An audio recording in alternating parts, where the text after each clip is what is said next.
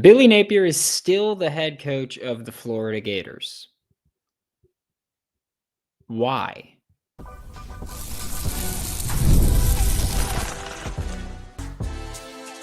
You are Locked On Gators, your daily podcast on the Florida Gators. Part of the Locked On Podcast Network, your team every day. Hello, and welcome back to another episode of Locked On Gators, part of the Locked On Podcast Network, your team every day. Thanks for making Locked On Gators your first listen of the day every day. We are available daily and free wherever you listen to the podcast and on YouTube. Happy Monday, or not so happy Monday. Lost in Miami. Billy Napier still the head coach. I am Brandon Olsen. Find all my written work with swampsignal.substack.com, which we talk about the same topic here, but just in different terms a bit. But today's episode of Locked On Gators is brought to you by FanDuel. Right now, new customers can bet just $5, and if your bet wins, you'll get $300 in bonus bets to use across the app. Download the app today. And let's talk about this. The Florida Gators lost to the Miami Hurricanes in embarrassing fashion, 26-7. And yeah, it was just a game that the whole time it was very frustrating to watch this offense be completely incapable of doing literally anything. And a lot of it does come down to the offensive struggles. Like this defense, they bent at certain points. They gave up some plays they probably shouldn't have given up. But also similar to how I talked about this last week, there's only so much you can ask a defense to do before you have to say, hey, the offense has to do literally anything to help us, and that's not happening. A big part of that is because of Billy Napier. Before we talk about, why he's still here, we're going to talk about why he shouldn't be. And again, this isn't me, I'm not doing this to be disrespectful. We spoke about this last week and 2 weeks ago, and whenever we've spoken about it has been I'm not doing this to be disrespectful. I'm trying to move about this as respectfully as possible because that is still another person, right? Despite him being not good enough as a football coach. Honestly, I blame Scott Strickland more than Billy Napier. Again, I've said this before, I think Billy's a good person. I think Billy's trying his best. I think Billy's just not good enough. And it's as simple, sometimes that's all it has to be. It doesn't have to be this weirdly toxic, tweets about horrible things happening to him and his family and why they're all bad people. It doesn't need to be that. I get it. It's college football, so it's going to be that. But that's just not what you're going to get here. If you're looking for that, go somewhere else. We're going to talk about, the logic and the rationale here. First, basically everybody listening to this, watching this agrees that I think, right, that Billy Napier should be gone. I think everybody's on the same page there. If you're not on the same page, I would love to hear, genuinely, if you're not on the page that thinks Billy Napier should be fired, I would love to hear your reasoning in the comments. However you're getting this, even if you want to, just message me on Twitter or whatever. I would just love to hear your reasoning for it. I've said this before. My main reasoning is I think that at the University of Florida, you can win a national championship. And I think that we've seen Billy Napier will not be the head coach to win a national championship here. And so once you realize, hey, this isn't the guy that's going to win us a national championship, then he shouldn't be the guy that's the head coach of your program. And for me, it's as simple as that. It doesn't need to be this big insulting thing. It just needs to be that. Are you good enough to win a national championship? No? All right. Deuces. That's all I need. And so I think that's a big thing. But right now, Florida's 20-22. Billy Napier is 20-22 at the University of Florida.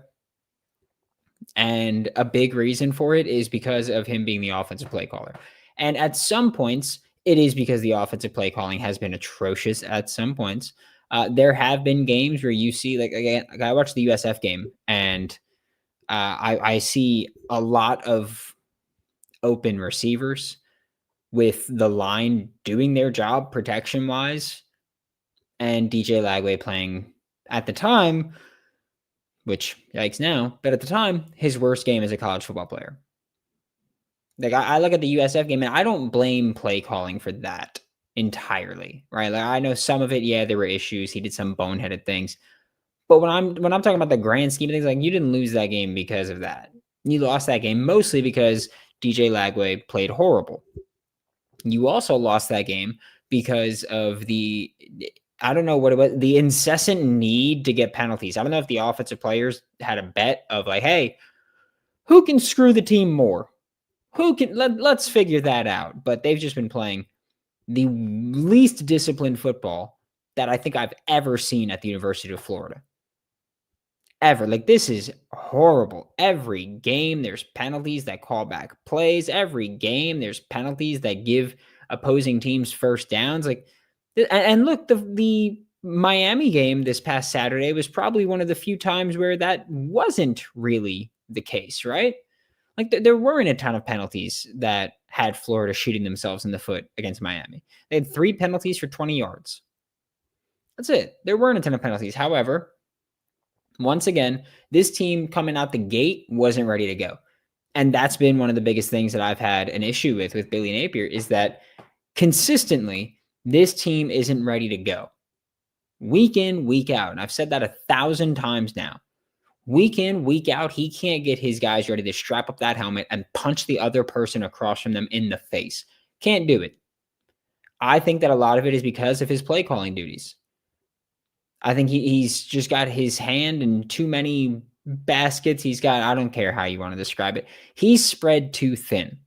And when we had Brooks Austin on this show, it was a week or two ago, when we had Brooks Austin on this show to talk about it, Brooks mentioned, hey, I think Billy's a good coach.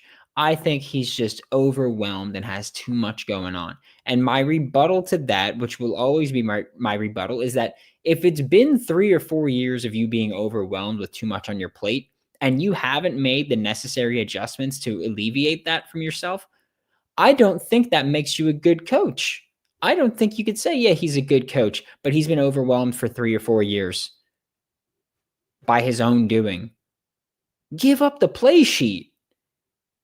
Your team scored what? 16 against USF, 10 against LSU, and 7 against Miami. Outside of one drive against Miami, you had the shutout streak going.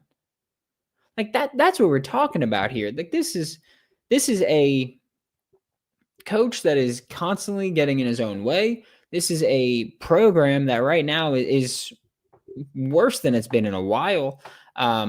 And I think that, and look, I will say this, like the talent is still there undeniably. I refuse to move on that. Like, I watched that defense haul ass against Miami. I watched that defense ball against Miami. They had their down moments, yeah, but for the most part, that was a defense that was banged up in the trenches. How many people, when you saw the report before the game, hey, Caleb Banks, we know, is out for a while. LJ McCray, we know, is out for a while. We knew those two. Makai Boyro, out for the game. George Gums, out for the game. How many people saw that and thought, hey, by the way, with 4 minutes and 5 seconds left, this is going to be a 6-point game? I don't think anybody thought that. I think everybody, when you saw those injuries, you went, oh, this can get really ugly. And it didn't. Your defense stood up. Your defense did their part. Your defense did their job. The offense didn't. The thing that the head coach has a hand in didn't. The thing that the head coach doesn't do much with, balled out. Like it's simple for me. Again, I don't need to do the whole, like, I know there's other people and on Twitter and other media places that are like, oh, he's an idiot, he's a buffoon, he's this, he's that. I don't need to do that. It's as simple as this. You're not good enough for Florida. That's all it comes down to. I do think he's trying his best, which is why I avoid the insulting thing. It's just you're not good enough for the University of Florida. I blame Scott Strickland and the spineless losers in the UAA that are waiting for this. And look, I understand that, yes, there are some reasons, and we'll talk about those reasons of why I believe he wasn't fired yesterday. But when it still comes down to it, a lot of it comes down to you had the opportunity to make the call last year. And I know that I've had so many people in the comments section toward the end of last season, but you owe Billy Napier an apology for calling for his job because he finished this season strong. I said, hey, if you win out, I'll stop calling for your job. But the moment you screw up, I'm on your ass again. And look at that. Screwed up 3 games in a row now. I didn't expect you to go 2-0 against Miami and LSU. Go back to the preseason stuff. I was like, look, you're dropping one of those games. Like I didn't expect you to win both those. I didn't expect you to lose USF. And I didn't expect your offense to look as putrid as it has so far. It's as simple as that. Like it's just you're not good enough for the University of Florida. That happens. I hold no ill will toward you, but Scott Strickland, I do. And he just got an extension. So he's going to be around. He's going to make the next hire. Like that's just stuff we're going to have to deal with as fans, honestly. I think it's embarrassing where they're at. I think it's embarrassing that Scott Strickland is representative of the University of Florida. I think it's embarrassing that the UAA is the UAA and is as involved as they are. Like they have no pride. They have no gut. They're embarrassing. They're a absolute shame and a dark mark on the University of Florida right now. Billy Napier should be gone. Yes, I understand that. I respect that. I agree with that. He is not public enemy number one, or at least not enemy number one of me at all. That falls on the spineless, greedy losers that aren't willing to make the call that needs to be made because they're patting their own pockets and because they don't care about winning. I care about winning. I have standards here. We'll talk about why Billy Napier is still the head coach when we get back with Locked On Gators.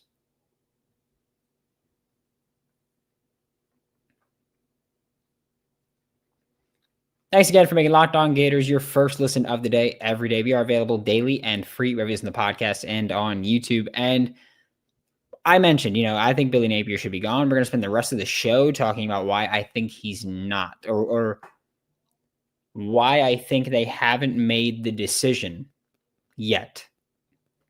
First off, and I hate that I'm going to say this because I know people are going to see it and instantly get mad about me saying it because it sounds ridiculous. The Florida Gators are not out of the SEC title picture or college football playoff officially. That's what I'm going to say. I'm saying officially is the key word there, right? Florida's not going to turn it around and win every single game. They're not going to turn around and win out. I think everybody can agree with that. I know there's going to be some fans that say, oh, we can do it. And yes, you can do it. Like you could score 100 points a game too. You can do it. You can do anything you set your heart to. Realistically, is that going to happen? No. I don't care what guarantee DJ Lagway made after the Miami game. Like, I get it. Like, I respect you saying, like, oh, I need to rally the troops. But me, as someone who's not in that locker room, as someone who's not dealing with that face-to-face, who's someone who's not dealing with that personally, I'm sorry. That's a statement that, by the way, after the USF game, you said, I'm going to be better. I need to be better. And then you threw 5 picks against LSU. Like, I'm not trying to bash the kid. I try to avoid doing that. I'm just saying I don't care about the guarantee. Go out there and play some quality football for once this year. That's what I need to see. I see that, and I'll maybe buy into it. Okay? But Florida, realistically, is not going to turn around and go 9-3 this year, 7-1 in the SEC. It's not happening, right? But technically, it's possible. Like, again, they're not going to do it. They're probably not even going to make it close. But officially, they're not out. And by officially they're not out, I mean, again, I'm not saying that they actually have a snowball's chance in hell of making it happen. I am saying that they are mathematically not out of the college football playoff. They are mathematically not out of the SEC championship game. And after the way they turned it around last year, I think that that's part of the reason that they're hanging on to this. I do. I think that we're at a part, again, where part of the reason is Scott Strickland going, you know what, when they're, and this is maybe me giving him too much credit. Honestly, it's maybe me giving him too much credit. But maybe he's going, you know what, I'm going to give them every last opportunity I can. And once they are officially out of the SEC title picture, and once they are officially out of the college football playoff picture, then I'll make the decision. Again, I'm talking mathematically. We're all, like, if you're listening to this, if you're watching this, maybe 0.05% of you believe there's a chance that Florida makes the SEC title game or the college football playoff. I think everybody else is like, hell no, that's not happening. I'm in that camp. I'm in the hell no, that's not happening camp. And if it does happen, I will gladly eat crow. Okay. But I would, and again, maybe I'm giving him too much credit here, but I would imagine that one of the reasons that the call wasn't made to fire Billy Napier was, hey, they're not officially out of it. The moment they're officially out of it, I can truly say, okay, this season's a failure. It's year 4. You didn't make the college football playoff. You didn't make the SEC championship game. Now that you are mathematically out of doing that, we're going to cut ties. And this is me speculating. I don't know that that's true. Like I don't know that that's what Scott Strickland's thinking. Scott Strickland's probably thinking, I don't know, he's probably just got a monkey with cymbals banging in his brain right now. Like that's it. That's probably all he's got going on. I do think that, or again, maybe not think that is the possibility, but I'd like to imagine that that's part of it. Because I do think that it's also saying, hey, you know what? You turned it around last year. Can you do it again? If you're the guy making that decision, going, hey, you turned it around last year. Can you do it again? I will give you the opportunity to turn it around again. But you need to make the college football playoff or the SEC championship game. Need to do it. And if you don't do that, then done. Okay? Like maybe that's what it is. And like I said this in a couple of group chats of where Billy Napier last week was like, hey, you know, we're a dozen plays away from being 3-0. I don't think any fan buys that. Again, he's mathematically, he's not wrong. But that sounds more like something that Billy Napier is saying with the hope that it lands on Scott Strickland's ears and that he convinces him. You know, that he's like, hey, you know, we're a dozen plays away from being undefeated. And Scott Strickland's like, wow, what a good point. Oh my God, great point. My goodness, what a call. I didn't realize that. You know, you're a dozen plays away from being undefeated. Yeah, why would I get rid of you? You're so close. Like, I could easily see that being the thing. Like, because I don't think he's saying that with any fan believing it. I don't think he's saying it for the fans. I don't think he's saying it for the players. I don't. I do think the players are still going to, like, I think that Miami game would have been the perfect time for them to roll over and die, and they didn't. And I've said this before about Billy Napier, and it's one of the reasons that I do believe he's a good person, is because he has these players in any crappy situation, they play their ass off. Like they do. Some of them are just mentally not physical enough and nasty enough for honestly high level football. Okay. We'll call that what it is. But the fact, like a lot of them, almost all of them are going out there balling, hustling for him, for this logo, for this team.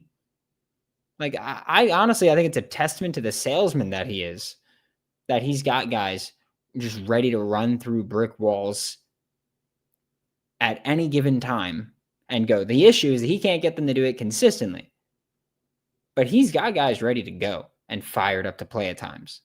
He can't do it consistently at all. But I do think it's a big testament to him as a salesman, where they're just like, yeah, well, we know everybody hates us and everybody's saying that, hey, we're gonna win. We're gonna be the 2-10 team in Florida this year, and we're gonna do this and we're gonna do that. But we're still gonna go out there and we're still gonna hustle. And I'm not trying to do that as like a moral victory thing, but I'm gonna say that I think that's a good justification that he's not saying these things for the players. I think he might be saying it for Scott Strickland, because Scott Strickland hears it and goes, "Oh, that's a great point. That's a good point. You raise a valid argument." And I think that Scott Strickland might be the one that falls for it. I do. Because I'll tell you what, I don't think any of us are falling for it. Again, mathematically, he's not wrong. He's not. Mathematically, I'm a couple parlays away from being a millionaire, but it ain't the case, right? And I can't just go to the bank and say, hey, give me some money. I'm going to invest it in FanDuel. And I'm a couple plays away from being a billionaire now. Like, I'm not going to do that because it's silly, right? No one buys that. But if you have someone making the decisions that will buy into that nonsense, I don't blame you for fighting, right? Like, I don't blame you for fighting. I don't know how much this is about, by the way, buyout stuff. You save like $2 million on the buyout itself if you keep him through the end of the year, but you're still paying his salary. So we're talking about really saving probably a few $100,000. That's what we're talking about. We're talking about saving that much. We're not talking about, oh, well, if you fire him now, it's $21 million. And if you keep him till the end of the year, it's $19 million. We're not talking about saving $2 million.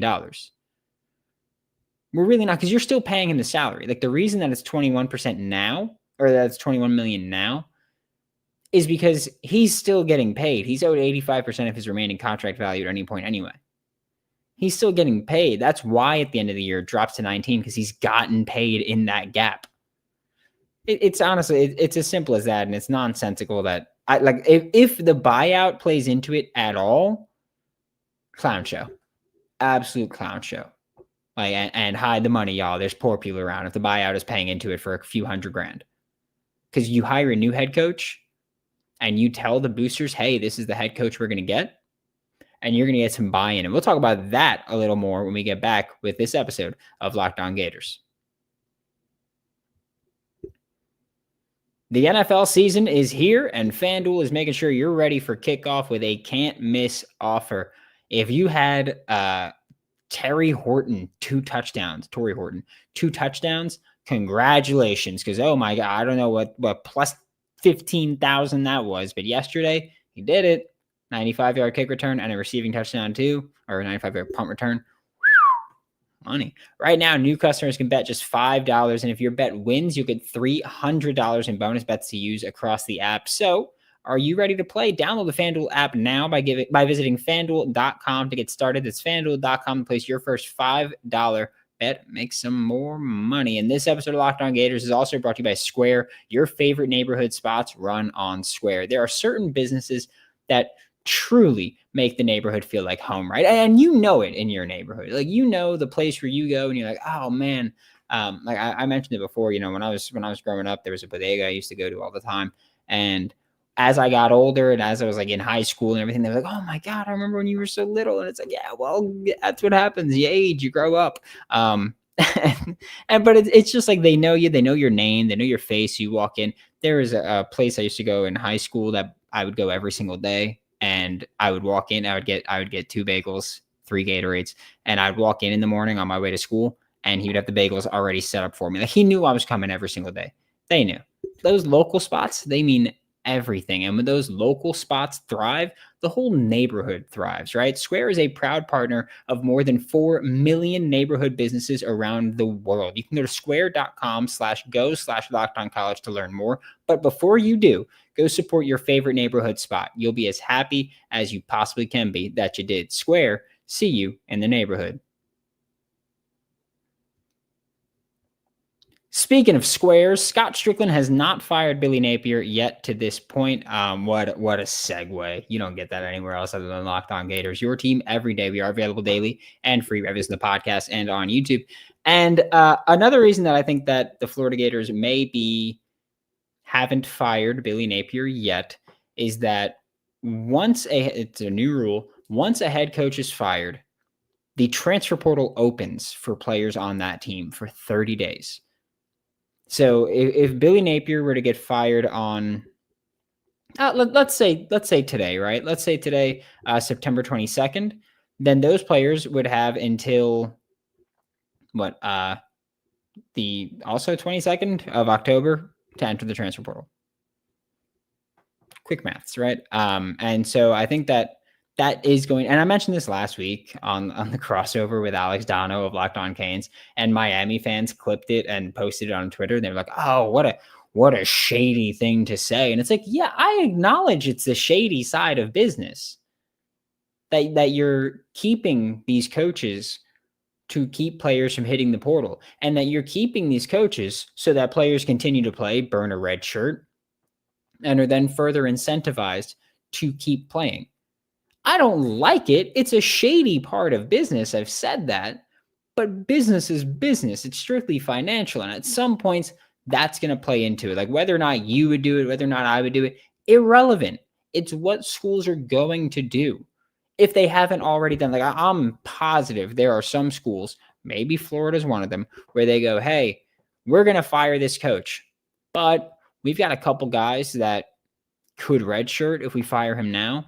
We're going to wait another couple weeks, have them burn their red shirts, and then we'll fire him. And then they're more incentivized to stay. Also, let's be honest about this, because I know that there's people like, we are in a point in time where I don't know if I would say most college football players, but a lot of college football players have agents, managers, representatives, whatever you want to call them, right? Like whatever name, whatever title you feel is best that you want to give them, go ahead and give them. Okay. You can have those conversations while Billy Napier's still the head coach. Like, you can call, I don't want to put a player's name to it. I was going to, I don't want to do that. You can call a wide receiver's agent and say, hey, we think we're going to move on from the head coach, but we want you to be a part of this process. And you can have those conversations. You can have those discussions, whether those discussions are, hey, these are the coaches that we're planning on hiring, or this is the amount of money that we're willing to offer to keep that guy. Whatever it may be, you can have those conversations, which, by the way, firing Billy Napier and preparing for the next chapter. And by the way, I think this might be, like, I think this segment is a more reasonable discussion around why Billy Napier hasn't been fired yet. It's not about when you start the process of hiring someone, right? Like it's not about getting started on that process yet. You're the University of Florida. You are going to be at or near the top for a lot of coaches' lists, because a lot of coaches are going to recognize, hey, this is what Billy Napier is doing. It's not going well. It hasn't been going well. A lot of coaches are going to recognize, isn't it interesting that every rival of Florida, Brian Kelly, Kirby Smart, Mario Cristobal, Mike Norvell, isn't it interesting that all of Florida's rivals speak really highly of Billy Napier? Because they want him to stay. They want him to stay. I was joking with a friend during the Miami game that Miami is not putting their foot on the throat, which wasn't the case, by the way, but that Miami's not putting their foot on the throat because they wanted to keep Billy Napier around. Wasn't the case, but Saturdays are for feeling, right? We'll make jokes. But you can already have those conversations about who you're going to replace him with. Hell, you can speak to the agent of that coach and say, hey, would this coach be interested in a move? Again, this is one of those things where, and I don't mean you can do it as in legally. I do mean that it would be behind closed doors, shady business. But again, that's college football. Like, college football is one of the shadiest businesses around. It really is. Because guys are going to have those conversations of, hey, we're thinking about firing Coach Napier. Is your client at this school, is he interested? Like, you can have those conversations while he's still employed at Florida. You can. You can have the conversations with the boosters of, hey, we are going to get rid of Billy. This is how much his buyout is. This is our coaching list. This is our candidate board. That's who we're talking about. This is how much that guy's buyout is. This is how much we would think that we would need to offer him, because a lot of those conversations is, hey, this guy's got a $10 million buyout. He's also currently making $11 million this year. I'm just making these numbers up. We think that we'd have to offer him $12.5 million per year to get him. So we'd have to pay his buyout and $12.5 million annually. If we can get that money, we can try to make that move. Like, you can have those conversations while Billy Napier's still at Florida. It's not about when you get started on the process at Florida. It's really not. It's not about when you get started on the process of replacing him. You can have so many of those conversations before that happens. Once you fire Billy Napier, it is important to have someone hired before the start of the transfer portal window and before National Signing Day. Like, if you have conversations with the agents and all that, like, you can wait a bit to fire him, honestly. Like, you're paying him anyway. Right? You're paying him anyway. If you have those conversations with the agents and you know who you want to hire, you can wait a bit to fire him, have a quick hire ready. Then you've got the replacement before guys even really make the decision about whether or not they want to enter the portal. And you can salvage what you can. You can try to salvage what you can. Like, I'm not saying that this is clean. I'm not saying this is the way that people maybe should be moving. I'm not saying this is the way I want people to move, but this is realistically what college football is like in 2025. This is the nature of the beast. You can have those conversations behind closed doors. We know every school does it. I know there's going to be people who right now in the comments are probably going to be like, oh, why would you say that thing publicly? People do it. We all know they do it. Everybody talks about them doing it. I'm not going to hide behind it of like, oh, well, we're got to keep it quiet. I don't know. I don't know these people. I don't know Scott Strickland or anybody making those decisions. I'm calling them spineless losers on a daily basis at this point. This is me speculating, saying that I think this is what's going to happen, or I think this is what might be happening right in front of our eyes, because I can't think of any other reason you'd say, hey, we're not going to make this decision now. That's what I think of. I think that you've been given a large enough sample size to know the answer to your questions. And the fact that you don't have the answer or you haven't made your decision yet, I refuse to believe you haven't made that decision yet. I think you just haven't publicly made it. I think you can have these conversations behind closed doors, and that's fine. I think that you can have these conversations with or you will have these conversations with agents probably. And that just is what it is. But as far as why he's still here, these are the top two reasons I could think of as to why he would still be here. Because that's what makes the most sense to me as to why you haven't made that move yet. Really, that's it. That's all I got. Thanks for making Locked On Gators your first listen of the day every day. We are available daily and free wherever in the podcast and on YouTube. We will be back tomorrow. Talk more Florida Gators football, probably talk more Billy Napier. We're going to have Brian Smith with us of the Portal podcast and Locked On Seminoles, mostly not talking about the Seminoles. Don't worry about that one. For Locked On Gators, I'm Brandon Olsen. Don't forget to follow me on Twitter at WNS_Brandon. Find all my written work about the Florida Gators with swampsignal.substack.com. There are free pieces out there. There's also premium with all 22, but there's free pieces out there, and I will see you all next time.